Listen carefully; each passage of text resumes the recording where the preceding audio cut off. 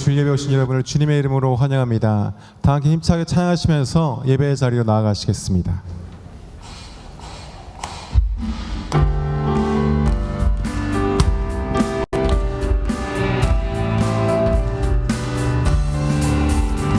목마른 내 영혼 주가 이미 허락한 그 귀한 영생수 주여 갈망합니다.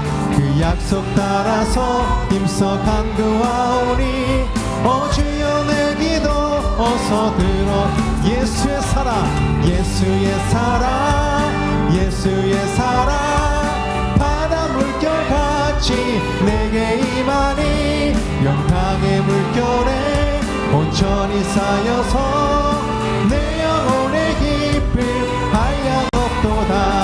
주 내게 약속한 금비 내려주시려 은혜의 저들은 건너편에 떠올라 그 귀한 징조가 내 밝히 보이니 나 힘을 다하여 주께 간구합니다. 예수의 사랑 예수의 사랑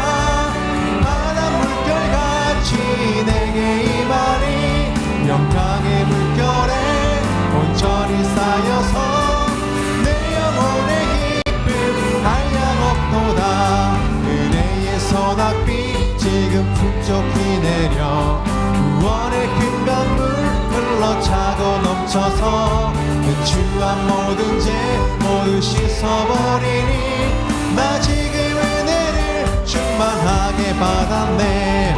예수의 사랑 예수의 사랑 바다 물결같이 내게 임하니 영광의 물결에 온전히 쌓여서 내 영혼의 기쁨 한량없도다.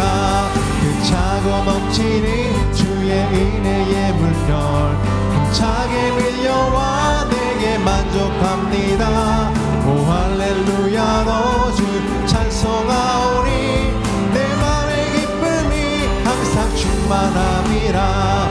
예수의 사랑 예수의 사랑 바다 물결같이 내게 임하니 온전히 물결에 온전히 쌓여서 내 영혼의 기쁨 내 영혼 햇빛이니 내 영혼의 햇빛 비치니 주 영광 찬란해.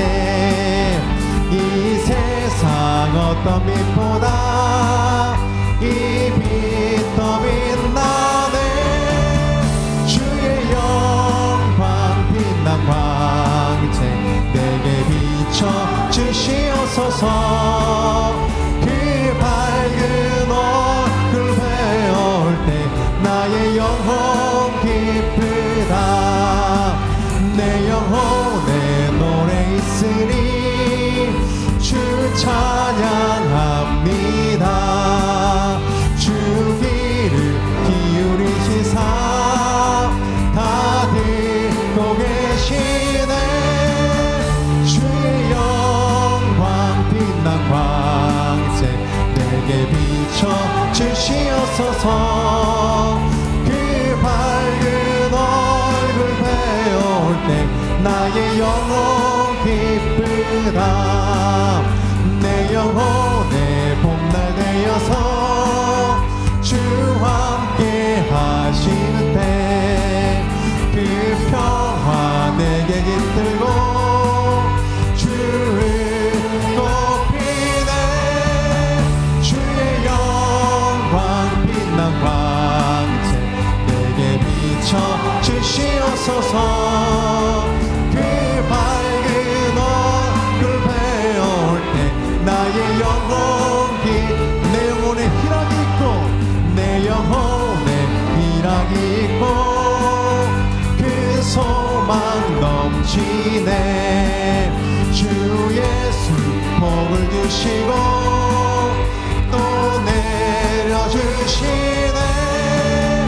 주의 영광 빛난 광채 내게 비춰 주시옵소서. 그 밝은 얼굴 배울 때 나 우리 온 마음 다해서 주의 영광 빛난 광채 주의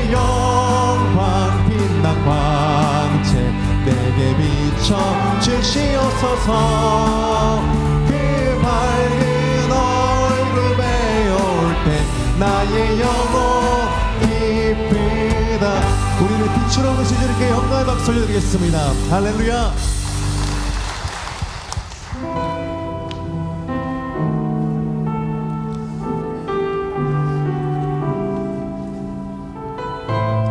주님만을 사모합니다. 우리 고백하시면서 찬양하겠습니다. 하나님의 사랑을 사모하는 자, 하나님의 평안을 바라보는 자, 너의 모든 것 창조하신 우리 주님이 너를 얼마나 사랑하시는지 하나님께 찬양과 경배하는 자, 하나님의 선하심을 닮아가는 자, 너의 모든 것 창조하신 우리 주님이 너를 자녀 삼으셔. 하나님 사랑의 눈으로, 하나님 사랑의 눈으로 너를 어느 때나 바라보시고, 하나님 인자 귀로서 언제나 너에게 기울이시니 어두움에 밝은 빛을 비춰주시고 너의 작은 신음에도 응답하시니 너는 어느 곳에 있든지 주를 향하고 주만 바라보. 온 마음 다해 고백합니다. 하나님 사랑의 눈으로, 하나님 사랑의 눈으로 너를 어느 때나 바라보시고, 하나님 인자 귀로서 언제나 너에게 기울이시니 어두움에 밝은 빛을 비춰주시고 너의 작은 신음에도 응답하시니 너는 어느 곳에 있든지 주를 향하고 주만 바라보. 눈을 들어 주를 목연합니다. 눈을 들어 주를 보라. 내 모든 염려 주께 맡겨라. 슬플 때에 주님의 얼굴 보라. 이 시간 낮에 자리에서 일어나 주님을 찬양합니다. 온 마음 다해 고백합니다. 눈을 들어 주를 보라. 내 모든 염려 주께 맡겨라. 슬플 때에 주님의 얼굴 보라. 사랑. 우리 온 마음 다 다시 한번 고백합니다. 눈을 들어 주를 보기 원합니다. 눈을 들어 주를 보라. 내 모든 염려 주께 맡겨라. 슬플 때에 주님의 얼굴 보라. 사랑의 주님만식 주리라. 할렐루야. 다같이 큰 박수로 주님께 올려드리겠습니다. 주님만을 바라보곤 합니다.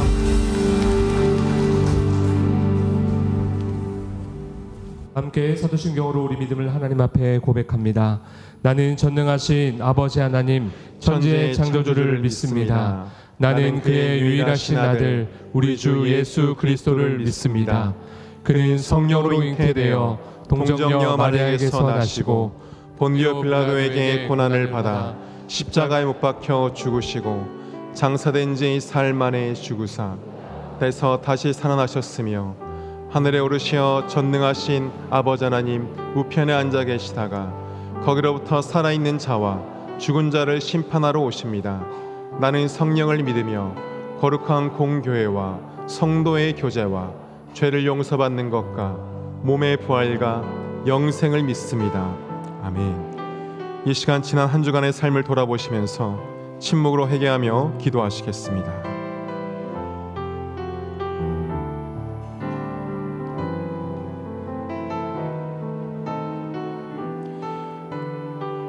내가 그리스도와 함께 십자가에 못 박혔나니 그런즉 이제는 내가 사는 것이 아니요 오직 내 안에 그리스도께서 사시는 것이라. 이제 내가 육체 가운데 사는 것은 나를 사랑하사 나를 위하여 자기 자신을 버리신 하나님의 아들 믿는 믿음 안에서 사는 것이라. 우리 죄를 십자가에 사하신 예수 그리스도 이름으로 기도합니다. 아멘. 교독문 98번 어버이 주일 함께 교독하시겠습니다. 내 부모를 공경하라.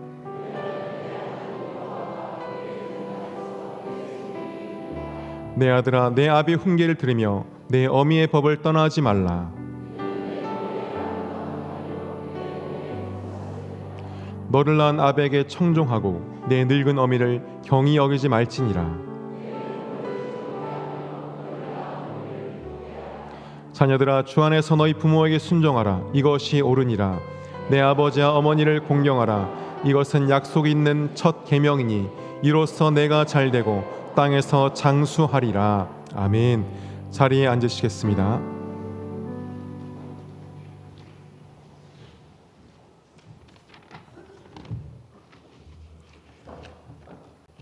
생명의 근원이신 하나님 아버지, 부르름이 무르익는 5월 우리를 주의 전으로 불러주시고 아침 이슬이 꽃잎을 적시듯 하나님의 은혜가 우리 영혼을 적시며 온 마음과 정성을 다해 주님께 예배드리오니 받아주옵소서. 지난 한 주간도 세상의 유혹에 흔들리며 거룩하지 못한 말과 생각으로 주님의 뜻을 저버릴 때가 많았음을 고백합니다. 그럼에도 불구하고 변함없이 인자하심으로 우리를 품으시고 날마다 돌이킬 기회를 주시는 주님의 긍휼하심에 감사드립니다. 주어진 시간들을 허비하지 않고 성실함과 정직함으로 살아가게 인도하여 주옵소서. 오늘 어버이 주일을 맞이하여 하나님의 말씀에 다시 한번 묵상케 하며 너 부모를 공경하라. 그리하면 내 하나님 여호와께서 너에게 준 땅에 내 생명의 길이라 하신 말씀을 마음에 새기며 미래의 본을 보신 부모님처럼 우리도 다음 세대의 신앙을 전설 가정이 되게 하시고 호도와 감사가 끊이지 않는 살아있는 교회 공동체로 세워주옵소서. 하나님 아버지, 이 나라와 이 민족을 위해 간절히 기도드립니다. 대선을 눈앞에 둔 이 시점에 주님께서 이 나라를 앞날을 친히 붙드사 바른 정치인과 성경의 마음을 가진 이가 지도자로 세워지게 하시고 진리와 공의가 회복되게 하시며 정파적이보다 국민의 안전과 미래를 위해 헌신하며 정직과 진실이 다시금 존귀함을 얻게 하시고 이 땅에서 건세가 결국 영원치 않다는 것을 깨우치게 하옵소서. 말씀을 잘 주신 담임 목사님 성령 충만케 하시고 말씀 가운데 하나님의 능력과 위로가 임하게 하옵소서. 한국 방문을 중인 원로 목사님 사모님 남은 일진도 잘 마무리하시고 돌아갈 수 있도록 건강도 지켜주시옵소서. 예배를 위해 거룩한 마음으로 준비하신 모든 성김의 손길을 축복하여 주시고 글로리아 찬양대 찬양을 기뻐 받아주실 줄 믿사오며 존귀하신 예수 그리스도 이름으로 기도드렸습니다.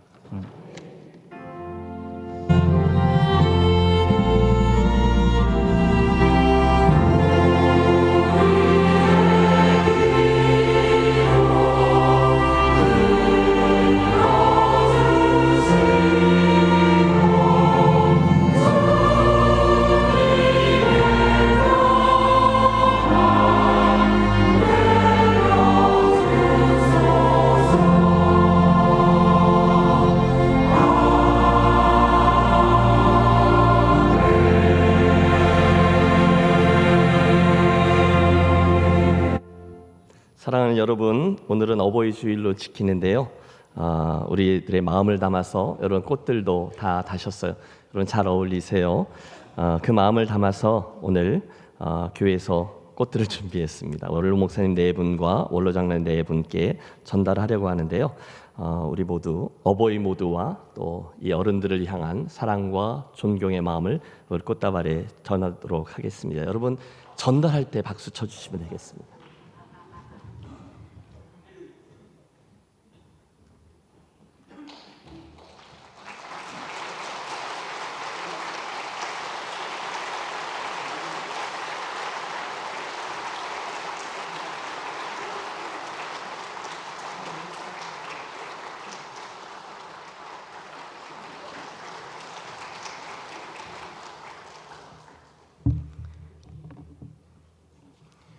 우리 옆 성도분과 인사하시겠습니다. 하나님의 이름으로 사랑하고 축복합니다.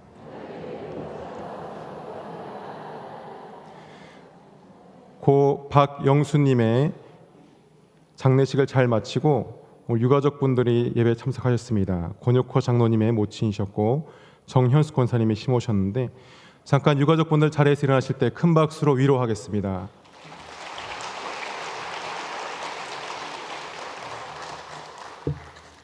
새 가족을 소개하겠습니다. 정일수 집사님께서 인도하신 임원섭님 10남전 되시고요. 새 가족분이 새 가족을 전도하셨는데 잠깐 자리에서 일어나실 때 큰 박수로 환영하겠습니다. 환영합니다.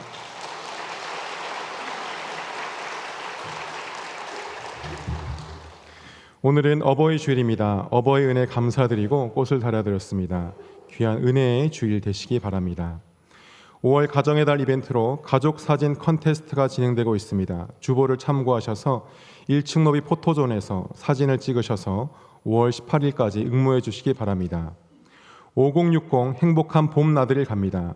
일시는 5월 30일 토요일 오전 9시 출발이고 장소는 경주 대리곤 일대 황리단길 투어입니다. 대상은 김해제일교회 50대에서 60대 교인분들입니다. 마음을 편히 하시고 삐지지 마시고 저희가 멋지게 준비할 테니 많이 참석하셔서 기쁨의 시간 되시기를 바랍니다. 참석하실 분들은 다음 주 5월 18일 주일까지 1층 사무실 신청서에 이름을 작성해 주시기 바랍니다. 회비는 10,000원이며 당일 지참입니다. 전교인 한마음 운동회가 6월 6일 금요일에 김해 실내체육관에서 진행됩니다. 주보를 참고하셔서 많은 참석 부탁드리고 풍성한 행사를 위해서 경품 찬조 후원을 받고 있습니다. 후원하실 분들은 박재희 장로님, 최성재 목사님께 말씀해 주시기를 바랍니다. 담임 목사님께서 태국 현지 목회자 훈련을 위해서 오늘 저녁에 출국하여 토요일까지 태국 코랏 신학교를 방문하십니다. 유승재 목사님 내에도 함께 도우며 동행하는데 한 주간의 강의 사역을 위해서 함께 기도해 주시기를 바랍니다. 주일 주차 장소가 부족합니다. 교회에 처음 오시는 분들을 위해서 기존 성도분들께서는 주일날 주차하실 때 우선순위로 공영주차장과 체육관을 이용해 주시기를 바랍니다. 오늘 점심에 백승열 장로님, 김영수 권사님 가정에서 장례 조문에 감사하며 소고기 미역국을 제공하며 심영호 집사님 가정에서 어버이 주일을 맞이하여 소불고기를 제공하십니다. 맛있게 드시길 바랍니다. 그리고 장례와 결혼 후 감사할 때 저희가 반찬과 떡을 제공하는 것은 이번 주를 마지막으로 받지 않기로 했습니다. 참고하시기를 바랍니다. 오늘 어버이 주일 맞이해서 청년부에서 설거지를 담당하기로 했습니다. 우리 청년들 설거지할 때 응원해 주시고 함께 기도해 주시기를 바랍니다.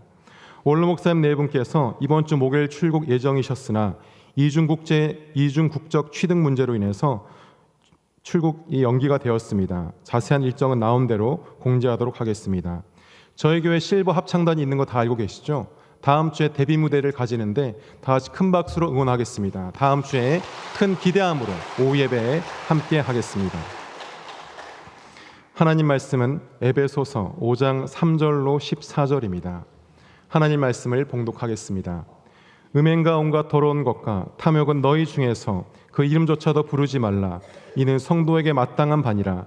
누추함과 어리석은 말이나 희롱의 말이 마땅치 아니하니 오히려 감사하는 말을 하라.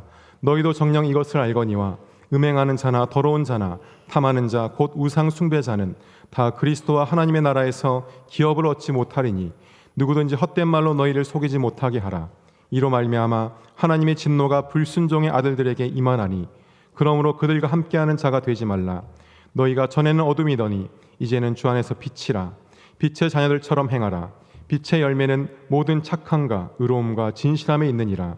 주를 기쁘시게 할 것이 무엇인가 시험하려 보라. 너희는 열매 없는 어둠의 일에 참여하지 말고 도리어 책망하라. 그들이 은밀히 행하는 것들은 말하기도 부끄러운 것들이라. 그러나 책망을 받는 모든 것은 빛으로 말미암아 드러나나니 드러나는 것마다 빛이니라. 그러므로 일시기를 잠자는 자여 깨어서 죽은 자들 가운데서 일어나라. 그리스도께서 너에게 비추이시리라 하셨느니라. 아멘.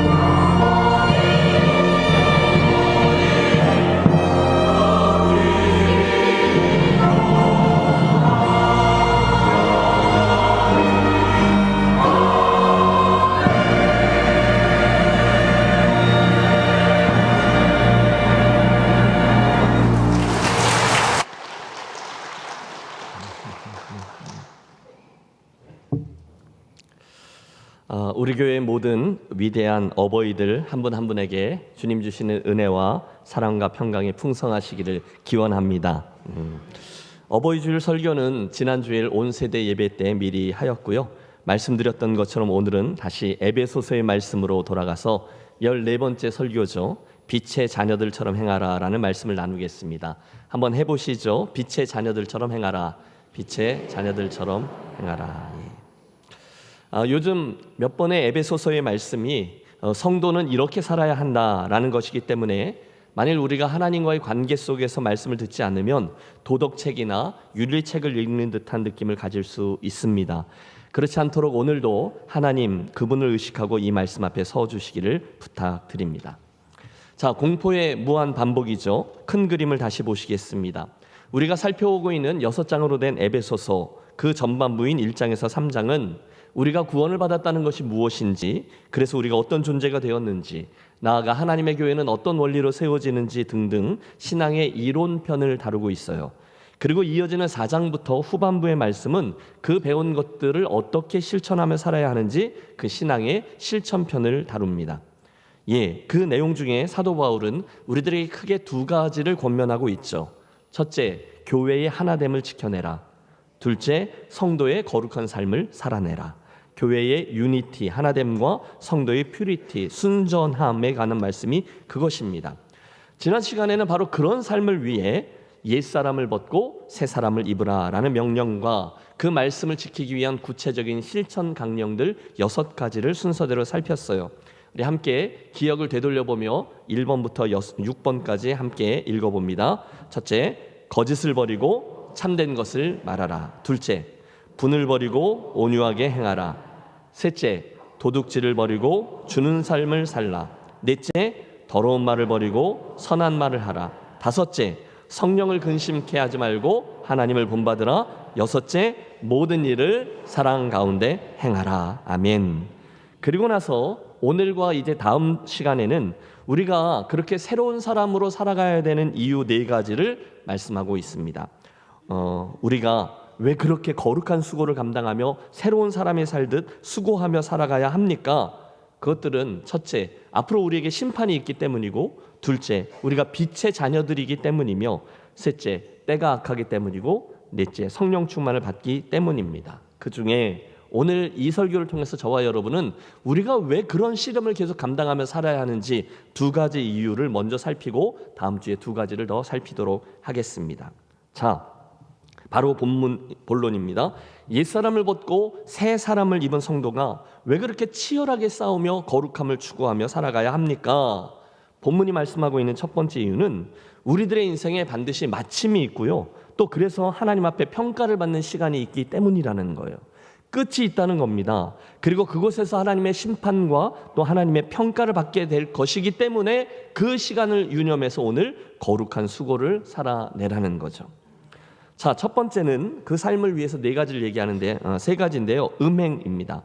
강단에서 다루기가 참 버거운 주제인데 본문 3절은 이렇게 시작하고 있어요. 음행과 온갖 더러운 것과 탐욕은 너희 중에서 그 이름조차도 부르지 말라. 이는 성도에게 마땅한 것이라. 봐라. 이렇게 말씀하죠. 5절에도 똑같은 내용이 나옵니다. 또 그 일의 최종 결과도 말합니다. 합독해 보시겠습니다.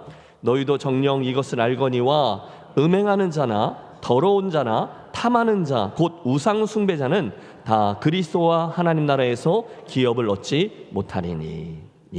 분명합니다. 음행의 죄 속에 살고 있는 이들은 결단코 하나님의 나라 거기에서 기업을 얻지 못한다는 말씀이에요.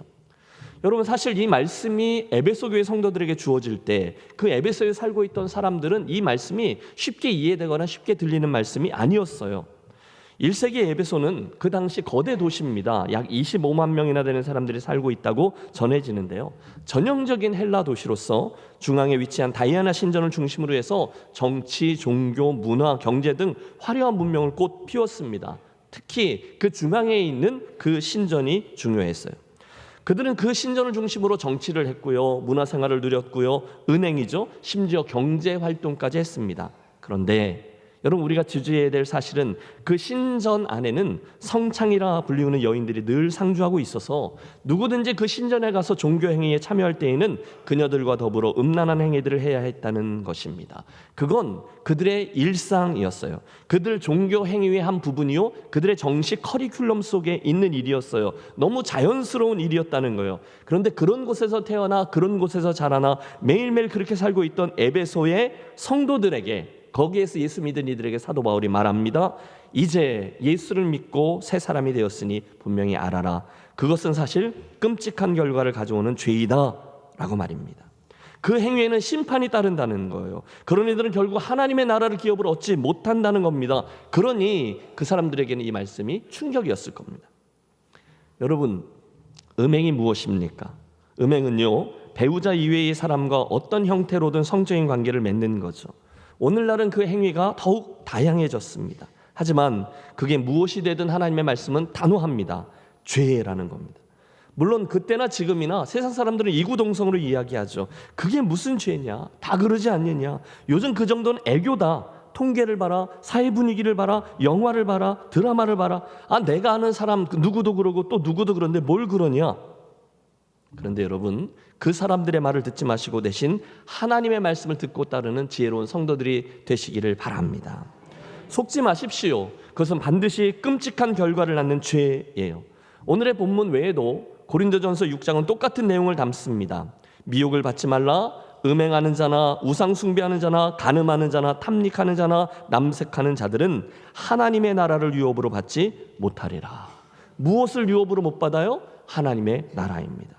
사랑하는 여러분, 하나님은 저와 여러분에게 가정과 배우자를 선물로 주셨습니다. 그것은 축복이에요. 선물입니다. 그게 선물인가? 여러분, 하나님 주신 축복이 가정이에요. 그런데 그 축복과 선물에는 한 가지 조건이 달려 있어요. 그것은 바로 결혼이라는 제도 안에서만 축복이고 또한 선물이 된다는 거예요. 그렇지 않은 그 외의 모든 행태들은 다 음행입니다. 또 그 죄는 그 일을 행하는 당사자뿐이 아니라 그 일을 행하는 사람의 배우자도 자녀들도 나아가 주님과의 관계까지도 철저히 파괴합니다. 고린도전서 6장 18절, 음행을 피하라. 사람이 범하는 죄마다 몸 밖에 있거니와 음행하는 자는 자기 몸에게 죄를 범하느니라. 여러분, 음행은요, 죄질이 아주 나쁩니다. 얼마나 나쁜지 아세요? 예, 지금 하나님 지금 신호를 주시는 것 같아요. 야, 정신 차려 이러면서. 음행이 얼마나 죄질이 나쁜가 하면 그 행위가 자기의 몸을 해하는 것을 지나 하나님마저 해하게 할 만큼 나쁘다는 거예요. 여러분 잘 들어보세요. 너의 몸은 너희가 하나님께로부터 받은 바 너희 가운데 계신 성령의 전인 줄을 알지 못하느냐. 성령의 전. 따라서 음행을 범하는 순간 우리는 우리뿐이 아니라 성전, 즉 우리 안에 계신 성령님에게까지 직접 해를 가하게 된다는 말씀이에요. 사실 예수를 믿고 하나님의 자녀가 되었지만 우리 중에 누군가는 그날의 에베소 교회 성도들처럼 여전히 죄의 습성으로 육체에 남겨진 연약함으로 본문이 말씀하고 있는 이 음행의 죄에 빠져 있을 수도 있습니다. 그리고 그것을 죄로 여기고 그것을 경각심을 갖고 회개하지 않은 채로 그냥 이렇게 덮어놓고 대충 오늘도 그 주변을 맴돌고 있다면 여러분 이 말씀을 기억하세요. 그들은 곧 우상 숭배자요 결국 본문의 말씀대로 그리스도와 하나님의 나라에서 기업을 얻지 못하게 될 것이라는 것을 말입니다. 무서운 말씀이에요. 혹시 지금 이 말씀을 들으면서 뜨끔하신다거나 괴로워하시는 분이 계시다면 혹시 회개치 않은 채로 내가 알아요. 내 삶의 저 부분에 그게 덮여져 있다는 것을요. 그 죄를 여전히 지니고 있다는 것을요.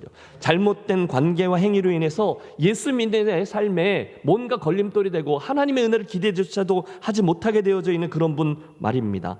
여러분 깨어나시고요. 더 늦기 전에 빨리 그 자리를 박차고 떠나 회개의 자리로 나아가시기를 권합니다.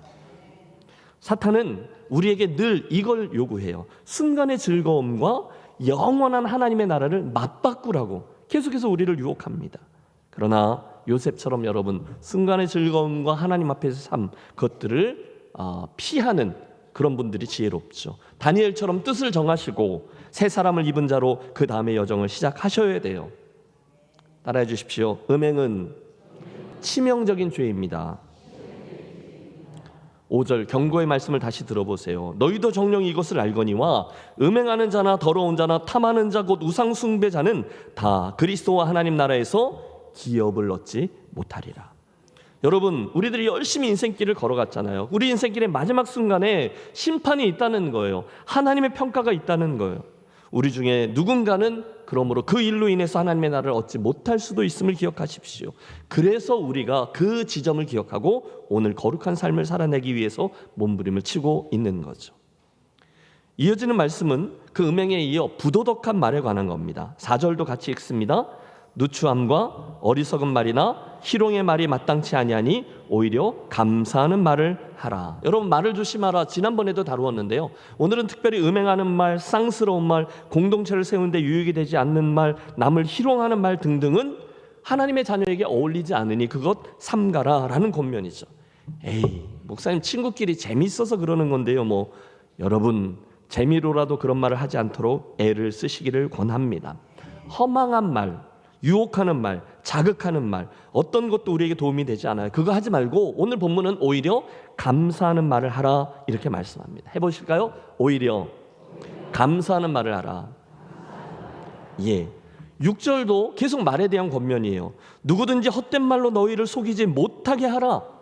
헛된 말로 너희를 속이지 못하게 하라. 여러분, 이 6절은요 그 앞에 나오는 5절과 이어지는 말씀이거든요. 그러니까 성도들이 부도덕과 음행에 빠지는 이유가 거기 헛된 말로 속이는 이들이 있기 때문에 그렇다는 거예요. 그거 하지 말라는 거죠. 야, 괜찮아, 다 그러는데 이 정도는 죄도 아니야. 그런 헛된 말, 속이는 말에 사람들이 넘어간다는 거죠. 그러므로 그거 하지 말래요. 왜요? 이로 말미암아 하나님의 진노가 불순종의 아들들에게 임하나니. 뭐가 임해요? 하나님의 진노가. 그러므로 7절 함께 읽습니다. 그러므로 그들과 함께하는 자가 되지 말라. 뭘 하지 마요? 그런 헛된 말을 하는 이들과 함께하지 말라는 거예요. 여러분, 이 이야기는요 반대로 그 당시 그런 말을 하는 사람들이 있었다는 거예요? 없었다는 거예요? 있었다는 거죠. 그건 우리 에베소 사람들은 누구나 다 전통적으로 해왔던 거야. 다이애나 신전의 그 행위는 그냥 종교의식일 뿐이야. 에베소 남자들은 다 그렇게 하거든. 그때에도, 아니 오늘도 그렇게 말하는 사람들이 있어요. 야, 그건 쿨한 거야. 요즘 세상에 애인 없는 사람이 어디 있냐? 통계를 보면 안 믿는 사람이나 믿는 사람이나 불륜을 행하는 비율이 크게 다르지 않아. 다 그런 거야. 그러나 그건 그거고 주님은 이렇게 말씀하시죠. 누구든지 헛된 말로 너희를 속이지 못하게 하라. 뭐요? 그것은 음행이다. 그것은 죄다. 그것은 나의 진노가 임하는 끔찍한 죄악이다. 그러므로 그런 불순종의 아들들과 함께 그 일에 참여하는 자 결코 되지 말라. 사랑하는 성도 여러분, 이 아침에 저와 여러분 모두 함께 하나님의 이 말씀을 단순히 듣고 그대로 적용하는 지혜로운 분들이 되시기를 또 한번 강권합니다. 오해하지 마세요. 여기 그들과 함께하지 말라라는 말씀은 단순히 믿지 않는 사람들과 접촉도 하지 말고 카톡도 끊어버리고 메시지도 하지 말고 전화번호도 다 지우고 모든 것들을 다 끊어라 라는 뜻이 아닙니다. 그 얘기가 아니에요. 구별되라는 거죠. 고린도전서 5장 10절, 이 말은 이 세상에 음행하는 자들이나 탐하는 자들과 토색하는 자들이나 우상 숭배하는 자들을 도무지 사귀지 말라 하는 것이 아니니, 그 얘기가 아니라는 거예요. 만일 그리하려면 세상 밖으로 나가야 할 것이니라. 그런 식으로 살려면 밖에 가서 살아야 된다는 거잖아요. 바울도 그걸 알았어요. 그들과의 관계를 다 끊어버리면 어떻게 그들을 전도하고 또 구원할 수 있겠습니까? 그러나 그럼에도 불구하고 본문의 의미는 명확하죠. 구별, 성별되이 살라는 거예요. 맞습니다. 우리가요 믿지 않는 사람들과 함께 자리할 수 있죠. 아니, 교제해야죠. 여러분 동창회 가셔야죠. 이러저런 만남들 하셔야죠. 그래야 복음도 전하고 권면도 하죠. 그러나 그들과 교제하면서 함께 동화되지 말라는 거죠. 경상도 말로 정신을 단디해야 한다는 거죠. 특별히 본문의 이 말씀은요, 그들과 이 음행, 더러운 말, 그리고 세 번째도 있어요. 탐욕, 탐하는 것을 함께 하지 말라는 거예요. 그러므로 여러분 이 시간 생각해 보십시오. 오늘날 여러분이 신앙생활에 나가시는데 여러분의 그 신앙생활의 걸음을 방해하고 자꾸 유혹의 자리로 여러분을 이끄는 친구가 있습니까? 허망한 말, 탐욕의 자리로 여러분을 이끄는 친구요. 친하니까, 어렸을 때부터 봤으니까 쉽지 않죠. 그때 여러분 정신을 똑바로 차리고 그들을 사랑하고 불쌍히는 여기지만 동화되지 않는 지혜로운 분들이 되시기를 또 한번 권합니다. 그들과 구별되이 살라는 거예요. 그게 거룩함의 삶이라는 거죠. 왜요? 여러분 왜요? 한쪽은 분명히 하나님의 나라를 얻지 못하는 길이고요, 한쪽은 하나님의 나라를 얻는 길이기 때문이에요. 이건 항상 그랬어요. 사람들로부터 지금까지 항상 그랬습니다. 여러분 그때로부터 몇백 년 전에 신명기서의 말씀을 유념하세요. 내가 내 앞에 생명과 사망과 복과 화를 두었노니 네가 내 삶을 들여 생명과 복을 택하라. 여러분, 우리가 좌지우지할 수 없는 것이 있어요. 가장 중요한 것, 생사화복. 우리가 마음대로 할 수 없어요. 그런데 하나님은 우리에게 너희 삶을 들여 그 중에 생명과 복을 택하라 말씀하셨습니다. 어떻게 해요? 복 있는 사람은 악인의 꾀를 좇지 아니하며 죄인의 길에 서지 아니하며 오만한 자의 자리에 앉지 아니하고, 그 말씀을 믿고 그 악인의 꾀를 쫓지 않는 거예요. 그 죄인의 길에 함께 서지 않는 거예요. 이런 거다 저런 거다, 야, 이렇게 말하는, 자기가 모든 걸 다 아는 것처럼 말하는 오만한 자의 자리에 앉지 말라는 거예요. 정리합니다. 사도 바울은 새 사람을 입은 우리에게 거룩함을 따르는 삶을 살라 권면합니다. 이유가 있어요. 첫째, 우리의 삶에는 마침이 있고 하나님의 나라를 기업으로 받느냐 못 받느냐의 결과가 따르기 때문이라는 거죠. 두 번째 이유는 8절에 이어집니다. 우리가 왜 거룩함을 추구하는 새 사람으로 살아야 합니까? 함께 8절 읽습니다. 너희가 전에는 어두움이더니 이제는 주 안에서 빛이라, 빛의 자녀들처럼 행하라. 아멘. 여러분, 하나님이 우리를 누구의 자녀라고 불러요? 빛의 자녀라는 거예요. 그러므로 당연히 빛의 자녀들처럼 행하라는 거예요. 이렇게 한번 해보시죠. 나는 빛의 자녀입니다. 믿습니까? 여러분, 내가 한 게 아니야. 하나님께서 하신 거죠. 이 정체성을 기억하는 것은 굉장히 유익합니다. 왜냐하면 내가 누구인지를 알면 그 삶의 방향들과 행태들을 결정할 때 그게 굉장히 큰 영향을 미치기 때문이죠. 잊지 마세요. 여러분은 어떤 순간의 선택에도 내가 하나님의 자녀이지 빛의 자녀이지를 기억하시라는 거예요. 일본의 아주 훌륭한 신앙인 가운데 가가와 도요히코라는 분이 있습니다. 이분은 원래 큰 도시 아니에요? 고베, 그 도시의 시장 첩의 아들로 태어났어요. 그래서 어린 시절을 거기서 태어났는데 본가에서 자랐대요. 그러니 뻔하지 않겠습니까? 그 집에서 본처 소생의 형제들로부터 말도 못할 구박을 받으며 살아야 했어요. 아주 어릴 때부터 너무 잔인한 얘기를 들은 거죠. 너는 이 집 아들이 아니야. 너는 첩의 자식이야. 너는 미운 오리 새끼야. 사랑이요? 아버지의 정이요? 그런 거 한 번도 느끼지 못하고 그냥 늘 지독한 외로움과 쓸쓸함 속에 살았어요. 결국 그는 어린 시절에 늘 왕따가 되어 동네 골목에 쭈그려 앉아서 길을 지나가는 사람들을 쳐다보며 시간을 보내야 했대요. 그러던 어느 날, 여러분 구세군 아시죠? 군복 입고 예수를 전하는 사람들, 그 사람들이 나팔을 불면서 노방전도를 하며 지나가는데 그들이 했던 한 외침 하나가 그 소년의 귀에 꽂힌 거예요. 하나님은 당신을 사랑하십니다. 예수 믿고 하나님의 자녀가 되십시오. 그 순간 저가 벌떡 일어납니다. 나를 사랑하신다고요? 하나님은 첩의 아들도 사랑하시나요? 사랑하고 말고요. 아니, 첩의 아들도 하나님의 자녀가 될 수 있나요? 될 수 있고 말고요. 와, 그렇다면 저도 예수 믿겠습니다. 여러분, 바로 그 순간 가가와 도요히코라는 위대한 신앙인이 탄생케 된 거죠. 이후에 그가 쓴 모든 책들을 보면 나는 하나님의 자녀다라는 이 정체성이 그에게 얼마나 큰 영향력을 미쳤는지를 알 수 있어요. 여러분, 정체성 얘기를 하는 거예요. 나는 하나님의 자녀가 되었습니다. 나는 지금 빛의 자녀입니다. 그걸 유념하고 긍지를 가지면 순간 우리는 정말로 빛의 자녀로 살아갈 수 있게 될 줄로 믿습니다. 어떻게 해요? 이어지는 9절에 그 구체적인 방식이 나와요. 같이 읽습니다. 빛의 열매는 모든 착함과 의로움과 진실함에 있느니라. 아멘. 빛의 자녀로 사는 게 어떤 겁니까? 이 세 가지가 우리 삶의 열매로 맺히는 삶이라는 거죠. 따라서 정작 문제는 오늘 내 삶에 이 세 가지가 맺히고 있는가를 점검하는 거죠. 첫 번째 것은 착함이라는 열매입니다. 무슨 열매요? 착함. 여기 나오는 이 착함, 착하다라는 말은 로마서 5장에 등장하는 선함이나 갈라디아서 5장에 나오는 양선과 동일한 의미예요. 우리가 다른 사람들을 대할 때 관대하게 행하는 행실을 뜻합니다. 쉽게 말해 다른 이들을 늘 호의적으로 대하는 거예요. 선대하는 거예요. 그게 착함이죠. 어떠세요? 여러분, 예수를 얼마나 믿으셨어요? 1년 믿으신 분, 2년 믿으신 분, 10년, 30년이 믿으신 분이 계실 거예요. 그런데도 별로 착해지지를 않으셨습니까? 문제라는 거예요. 에이, 목사님, 제가 착한지 아닌지를 무슨 수로 판단합니까? 그렇죠? 그건요, 여러분 주변에 있는 분들이 여러분을 어떻게 평하시는지를 헤아려 보면 알 수 있어요.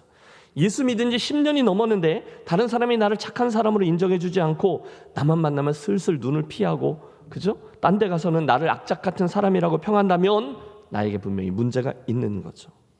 여러분, 제가 정확히 말씀드릴게요. 예수 믿는데 다른 사람으로부터 착하다라는 평을 듣지 못했다? 그러면 여러분에게는 문제가 있는 거예요. 반드시 여러분의 삶을 점검해 보셔야만 합니다. 착함. 박정근 목사님이라는 분의 에베소서 설교집에 보면 거기 이런 예화가 나오는데 참 웃픈 이야기예요. 요즘은 안 그런데 전에는 복날만 되면 꼭 개 한 마리를 끌고 냇가로 내려가는 남정네들이 있었다는 거죠. 무슨 얘기인지 아시죠? 잘 모르세요? 물론 그때는 그럴 수 있었죠. 아니, 그런 일은 흔한 일이었어요. 그런데 그때 그 개를 미리 잡아갖고 가도 되고, 그렇지 않아요? 그런데 꼭 살아있는 놈을 끌고 내려가서 그 냇가에 가서 절단을 내는 거죠. 안 좋아요. 그런데 어느 날 교회의 집사들과 장로들과 목사까지 한편이 되어서 그 한 마리를 끌고 냇가로 내려갔는데, 그만 이 개가 순순히 운명을 받아들이지 않고 죽기 직전에 어떻게 그 줄을 끊고는 걸어마 나 살려라 하고 막 도망갔다는 거예요. 여러분 그 장면을 상상해 보세요. 그 불쌍한 놈이 그래도 그 순간에 어떻게라도 살아보려고 처절하게 도망을 쳤는데, 그럼 좀 놔둬야죠. 그런데 그렇게 되면 냇가에는 붕어를 잡아먹든지 아니면 닭을 사다가 끓여 먹든지 그러면 되는데, 그러지 않고 또 거기다 딴 사람들은 다 포기했는데 한 사람이 악착같이 쫓아가서 그 놈을 다시 잡아왔대요. 누구였을까요? 객관식으로 합니다. 1. 집사, 2. 장로, 3. 목사. 몇 번이요?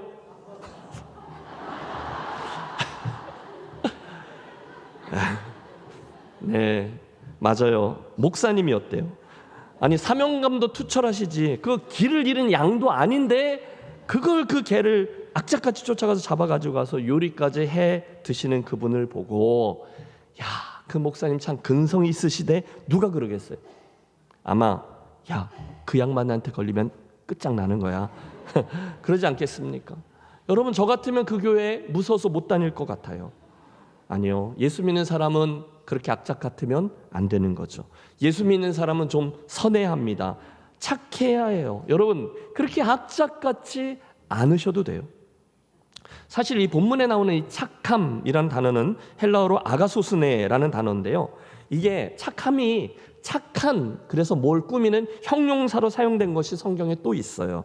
그게 사도행전 11장에 나오는 한 사람을 소개할 때 사용되었는데 이런 거죠. 바나바는 착한 사람이요 성령과 믿음이 충만한 자라. 여러분, 바나바 아시죠? 바라바 말고 바나바입니다. 저 앞에 사도행전 4장에 보면 예루살렘 교회가 막 부흥하고 있는데요, 교회 안에 어려운 사람들이 많이 들어온 거예요. 그때 자기의 밭을 팔아서 가난한 이들을 위해서 사도들 앞에 가지고 온 사람, 그가 바나바였어요. 사람을 귀히 여길 줄 알았어요. 나중에 사울이 다메섹 도상에서 예수님을 충돌하고 변화되었잖아요. 그리고 다시 예루살렘으로 왔는데 그때 아무도 그를 믿지 못하고 사도들도 만나주지 않자 그의 회심을 믿어주고 그를 데리고 사도들에게 안내한 이가 바로 이 바나바였어요. 나중에 수리아에 있는 안디옥 교회에 국제교회가 생겼거든요. 최초의 그리스도인이라고 불리우고 여러 나라 사람들이 교회를 세우는데 거기에 목회자가 필요해서 저 위에 5가지 가서 그의 사람됨을 알아보고 바울을 데리고 와 목회자로 세워준 이도 바나바였어요. 그가 어떤 사람이냐? 착한 사람이었다는 거예요. 아가소스네. 여러분 어떻게 생각하세요? 이 앞에 있는 김 목사 말입니다. 제가 착해 보이세요? 아니면 아까 그 개를 쫓아간 목사처럼 악착 같아 보이세요? 네, 감사합니다. 네, 감사해요. 그러면 여러분은 어떠세요? 여러분 주변에 계시는 분들이 여러분을 대하실 때 긴장하십니까? 아니면 좋아하십니까? 정직하게. 네, 건강하시네요. 네, 정직하게 생각해 보십시오. 주님도 너희는 세상의 빛이다 라고 말씀하실 때 그냥 빛이다 하고 끝낸 게 아니라 너희의 착한 행실을 보고 하나님 아버지께 영광을 돌리게 하라 하셨어요. 즉 빛하고요, 이 착함은 항상 같이 묶여서 이야기되고 있는 주제라는 거예요. 사랑하는 여러분, 여러분 주변에 계시는 분들로부터 그 양반 김해제일교회 다닌다던데 사람이 참 좋아, 꼭 그런 소리를 듣게 되시기를 바랍니다. 악착같이 정말 손해 안 보려고 정말 교회 생활도 사업하는 사람처럼 따지고 이러면서, 여러분 그러지 마시고 좀 손해 보시고 좀 양보하시고 바보같이 되기로 작정하시고 그 결과 먼저 배려하고 선대하고 한박자시고 그렇게 착하게 예수를 믿는 김해제일교회 가족들이 되시기를 권합니다. 착함은 빛의 자녀가 맺는 첫 번째 삶의 열매. 자, 본문에 등장하는 빛의 열매 두 번째 것은 의로움입니다. 이것도 해보시죠. 의로움.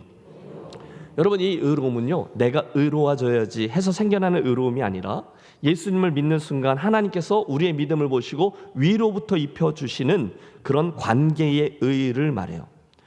그러면 예수를 믿으면 사람들이 나를 보고 그 의로움이 뭐구나를 느끼게 되어져야 한다는 건데, 앞서 말한 이 착함과 똑같죠. 10년을 예수 믿었는데 저 양반이 예수를 믿는 건지 아닌 건지 주변 사람들이 그를 통해서 하나님을 볼 수 없다면, 야, 저 사람 참 의롭다라지 않으면 그것 또한 문제라는 거죠.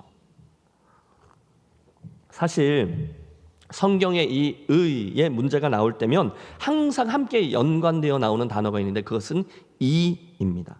의로우냐 이로우냐, 이 두 가지는 늘 우리로 선택 앞에 서게 해요. 물론 우리가 둘 다 붙들 수 있으면 너무 좋죠. 그런데 많은 경우에는 한쪽만 선택해야 될 때가 종종 있어요. 그때 성도는 이를 택하는 이가 아니라 의를 택하는 사람인 줄로 믿습니다.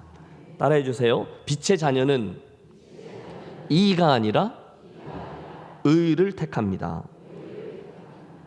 여러분, 오늘날 한국교회 신뢰도가 꽤 낮은 점수를 받고 있잖아요. 어디서 그 문제가 야기되었을까요? 틀림없어요. 그 선택의 상황 속에서 당연히 고민하지 않고 의를 택해야 되는데 이 사람들이 이를 택해온 거예요.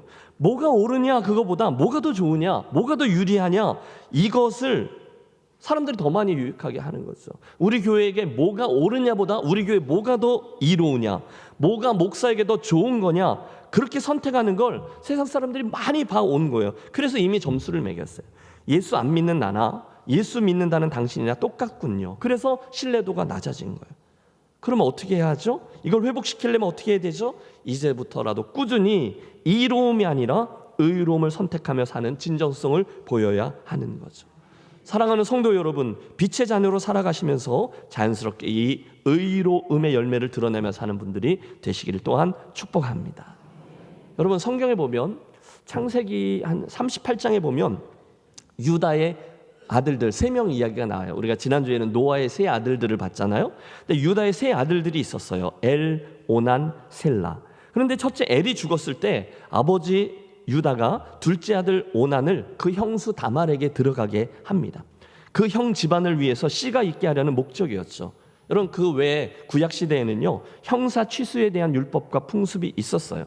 그런데 문제가 생겼죠. 둘째 아들 오난이 형수에게 혹시 생길 아이가 자기의 것이 되지 않음을 알았기 때문에 성경에 그런 표현이 있어요. 땅에다 설정했다고요.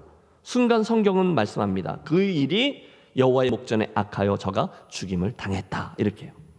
여러분, 오난이 왜 그렇게 행동했을까요? 이를 택한 거예요. 그 형 엘에게 아들이 없었는데 자기로 인해서 형수가 아들을 갖게 되면 자기에게 올 그 재산이 아이의 것, 형 집안의 것이 될 것이 뻔하거든요. 그래서 이를 위해 의를 배신한 건데 하나님이 이걸 악하다 보신 거예요.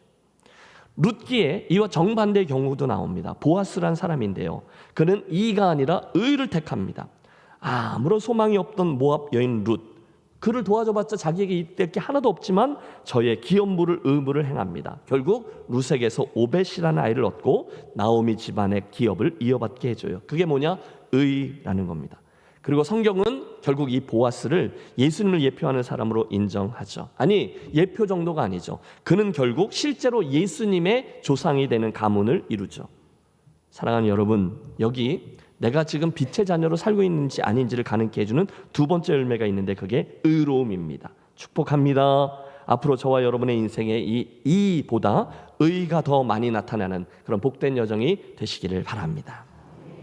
자, 빛의 자녀가 맺어야 되는 당연한 세 번째 열매는 또한 진실함도 있어요. 뭐라고요? 진실함. 진실함은 어렵지 않잖아요. 거짓이 아닌 걸 말해요. 진실된 행동. 지난 시간의 말씀처럼 거짓말하지 않는 거예요. 도둑질 안 하는 겁니다. 아 하면 아요, 어 하면 어라고 믿고 그렇게 행하는 겁니다. 그 양반 틀림없어. 그러면 참 진실해. 그게 빛의 자녀들 삶에 맺히는 세 번째 열매라는 거예요. 자, 세 가지를 한번 외워보시죠. 빛의 자녀들처럼 행하라. 어떤 열매를 맺습니까? 착함, 두 번째는 의로움, 셋째는 진실함. 여러분, 우리는 물론 믿음으로 구원을 얻어요. 그러나 그 믿음은 열매로 증명될 수 있습니다. 달라스 윌라드라는 학자는 마음의 혁신이라는 그의 책에서 미국의 현재 보수적인 교회들이 범한 아주 큰 실수 하나를 지적해요. 그 실수는 뭐냐면 미국의 교회들이 최대한 많은 사람들이 죽어서 천국 갈 준비를 시키는 것을 기본 목표로 삼았다는 거예요. 물론 그것도 신앙의 한 측면이죠. 하지만 그 교회들이 오늘 우리들의 삶에 하나님의 사람답게 하나님의 사람됨을, 그 하나님의 나라를 임하게 하는 것이 아니라 사람들을 천국에 들여보내는 일을 목표로 삼은 결과 미국의 많은 그리스도인들이 그리스도를 닮지 않고도 그리스도인이 되는 길을 발견하도록 해주었다, 비평하는 거죠. 굉장히 통찰력이 있습니다. 바로 그대로 적용할 수 있죠. 오늘 우리들의 실수도 그럴 수 있다는 거예요. 우리들의 관심을 죄 많은 이 세상은 내 집 아니네, 내 모든 보화는 저 천국에 있네, 그리고 우리들의 관심을 죽은 후 천국에 가는 것에만 둠으로 오늘 이곳에서 빛의 자녀로 살아야 되는 마땅한 책임을 망각하게 만들었다는 거예요. 그런데 그러면 안 된다는 말씀을 오늘 하는 거죠. 하나님은 우리의 관심이 저 천국에만 가 있음으로 인해서 이곳에서의 삶에 대한 책임을 잊어버리는 것을 원치 않으십니다. 바로 거기에 오늘의 말씀이 있는 거예요. 빛의 자녀답게 행하라 라는 권면이 자리하고 있어요. 해보시죠. 빛의 자녀들답게 행하라. 뭐죠? 세 가지: 착함, 의로움, 진실함이 열매를 맺히는 삶을 뜻합니다. 이어지는 10절에도 또 한 가지 권면이 나와요. 주를 기쁘시게 할 것이 무엇인가 시험하여 보라. 어떻게 하면 그분이 기뻐하실까를 적극적으로 찾고 행하라는 거죠. 주를 기쁘시게, 여러분 같은 단어가 로마서 12장에도 나오잖아요. 너희는 이 세대를 본받지 말고 오직 마음을 새롭게 함으로 변화를 받아 하나님이 선하시고 기뻐하시고 온전하신 뜻이 무엇인지 분별하도록 하라. 하나님이 기뻐하시는 것, 그렇게 살라고요? 아니, 그 뒤에 이어지는 11절에서 13절의 말씀은 우리를 향한 하나님의 기대가 나오고 있어요. 이것도 같이 한번 읽습니다. 너희는 열매 없는 어둠의 일에 참여하지 말고 도리어 책망하라. 그들이 은밀히 행하는 것들을 말하기도 부끄러운 것들이라. 그러나 책망을 받는 모든 것은 빛으로 말미암아 드러나나니 드러나는 것마다 빛이니라. 여러분, 이게 무슨 얘기예요?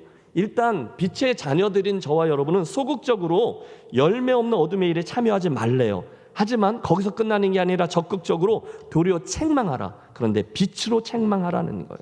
이 세상의 죄와 잘못된 것에 대해서 상관없어, 나나 뭐 이렇게 하는 게 아니라 우리들이 바름을 이야기함으로 빛으로 그 잘못된 것을 드러내라는 거죠. 예수님도 똑같은 말씀을 하셨어요. 너희의 빛을 사람 앞에 비치게 하여 저희로 너희 착한 행실을 보고 하늘에 계신 너희 아버지께 영광을 돌리게 하라. 베드로 사도도 말씀합니다. 너희가 이방인 중에서, 우리들 얘기입니다. 그 이방인 중에서 행실을 선하게 가져 너희를 악행한다고 비방하는 자들로 하여금 너희의 선한 일을 보고 권고하시는 날에 하나님께 영광을 돌리게 하려 함이라. 무슨 얘기예요? 누군가가 죄를 짓고 있어요. 하나님이 없다고 생각해요. 상습적으로 어두운 일을 행하고 거짓을 말하고 그 삶에 전혀 예수 믿는 이의 열매가 없어요. 그때 어떻게 하라고요? 소극적으로는 그 자리에 함께하지 않는 거예요. 적극적으로는요, 우리가 선한 행실을 함으로 그들의 잘못이 드러내도록 하라는 거예요. 그게 뭐예요? 빛으로 하는 책망입니다. 드디어 오늘 말씀의 마지막 귀절인 14절에 이르렀어요. 여러분, 이 말씀을 오늘 나에게 주시는 설교의 결론으로 붙들며 함께 읽습니다. 그러므로 이르시기를 잠자는 자여 깨어서 죽은 자들 가운데서 일어나라. 그리스도께서 너희에게 비추이시리라 하셨느니라. 아멘. 사랑하는 여러분, 혹시 오늘 나는 예수 믿노라 하지만 그분이 보실 때 잠자는 자는 아닌가요? 그 왜 요나가 배 선창 저 아래 가서 잠들어 있을 때 하나님이 이방인 선장을 통해서 그를 깨우시잖아요. 잠자는 자여 어찌함이냐. 오늘의 사도 바울도 똑같이 말하는 겁니다. 잠자는 자여 깨어라. 죽은 자들 가운데서 일어나라. 할렐루야. 오늘 우리들의 문제가 무엇입니까? 영적인 게으름이잖아요. 영적인 나태함이에요. 그 결과 영적인 무력감 속에 빠져 있을 때가 많이 있어요. 그런데 그런 우리들에게 오늘도 하나님은 말씀으로 권면하시죠. 잠자는 자여 깨어라. 죽은 자들 가운데서 일어나라. 그러면 여러분 깨어나시고 일어나시고 새로운 방향을 향해서 다시금 정진하는 지혜로운 분들이 되시기를 축복합니다. 말씀을 맺습니다. 오늘의 본문은 우리에게 왜 그렇게 오늘 이곳에서 처절하게 몸부림을 치며 거룩한 삶을 살아야 하는지 두 가지 이유부터 말씀했어요. 첫째 이유가 뭐였죠? 우리에게 끝이 있기 때문이라는 거예요. 그리고 그곳에서 심판과 하나님의 평가가 있기 때문이라는 거예요. 그걸 기억하기 때문에 오늘 우리가 이 수고로운 삶을 사는 거죠. 믿습니까? 그래서 음행을 피하고 더러운 것과 탐욕과 악한 말을 피하며 살라는 거예요. 두 번째 이유, 우리가 왜 그렇게 살아야 합니까? 우리의 정체성과 관련이 있죠. 우리가 빛의 자녀들이기 때문이라는 거예요. 당연히 빛의 자녀들처럼 살기 위해서 거룩함을 유지하는 것이 맞다. 여러분이 빛의 자녀라는 사실을 절대로 잊지 마시기를 권합니다. 그때 그것을 증명할 수 있는 열매가 세 가지인데 착함, 의로움, 진실함. 여러분 이를 위해 소극적으로는 이런 악한 것들을 피하시고요, 적극적으로는 하나님 기뻐하시는 것을 찾는 거죠. 여러분 모르겠어요. 오늘 아침에 이 말씀을 함께 듣는 동안 하나님께서 나에게 깨어나라, 일어나라 라고 말씀하시는 게 나에게 주신 음성으로 들리신다면 얼른 예 하고 대답하신 후에 또 한번 결단하시기를 원합니다. 아 주님, 제가 빛의 자녀였군요. 아유 깜빡했는데 그걸 기억하며 살겠습니다. 그 빛의 자녀답게 선함과 의로움과 진실함이라는 열매를 맺겠습니다. 성령님 도와주십시오.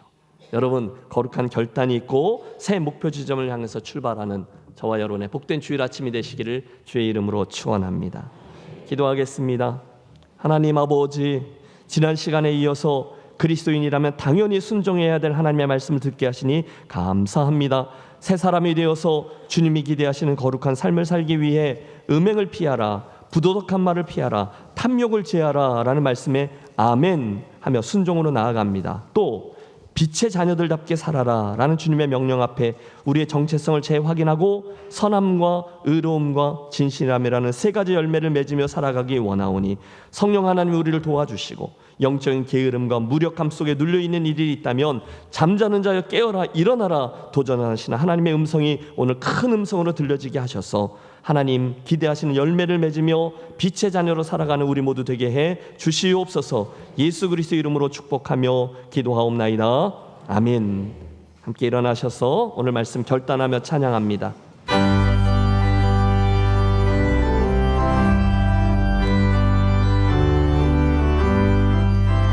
빛의 사자들이여 어서 가서 어둠을 물리치고 주의 진리 모르는 백성에게 복음의 빛 비춰라. 빛의 사자들이여 복음의 빛 비춰라. 죄로운 밤 밝게 비춰라. 빛의 사자들이여 선한 사역 위하여 힘을 내라. 주 함께 하시겠네. 주의 크신 사랑을 전파하며 복음의 빛 비춰라. 빛의 사자들이여 복음의 빛 비춰라. 죄로운 밤 밝게 비춰라. 빛의 사자들이여 주님 부탁하신 말 순종하여 이 진리 전파하라.